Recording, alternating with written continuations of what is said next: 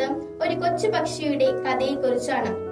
ഒരിടത്ത് ഒരു കൊച്ചു പക്ഷി ജീവിച്ചിരുന്നു. ആ കൊച്ചു പക്ഷിക്ക് വളരെ ചെറിയ ചിറകുകൾ ആയിരുന്നതിനാൽ പറക്കുവാൻ സാധിച്ചില്ല. പക്ഷി അവന് പറക്കുവാൻ ആഗ്രഹമുണ്ടായിരുന്നു. അതിനാൽ അവൻ മലഞ്ചെരിവിലേക്ക് പോയി. അവൻ തന്റെ കൊക്കുകൊണ്ട് ഒരു കയർ കടിച്ച് ശക്തിയായി വലിച്ചു. പലതവണ പരാജയപ്പെട്ടെങ്കിലും ഒരിക്കലും പിന്മാറിയില്ല. ഒടുവിൽ പക്ഷി കയർ മരത്തിൽ വലിച്ചിടുകയും മുറുകെ കെട്ടുകയും ചെയ്തു.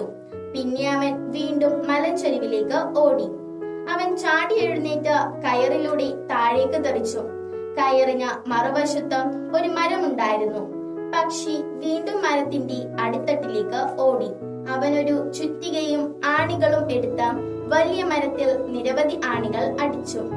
അത് പൂർത്തിയാക്കിയ ശേഷം അവൻ വിയർപ്പ് തുടച്ചു. ഇപ്പോൾ വലിയ മരം മലഞ്ചെരിവിൽ ഉറച്ചു നിന്നു.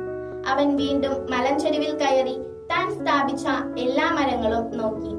അവൻ സന്തോഷവാനായി സ്വയം കൈയടിക്കുകയും ചെയ്തു. അവൻ കയർ എടുക്കുകയും ഫ്ലൈറ്റ് തൊപ്പി ധരിക്കുകയും ചെയ്തു.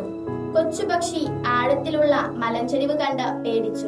എന്നാൽ തന്റെ സ്വപ്നത്തിനായി അവൻ ധൈര്യം സംഭരിക്കുകയും മലഞ്ചെരിവിൽ നിന്ന് ചാടുകയും ചെയ്തു.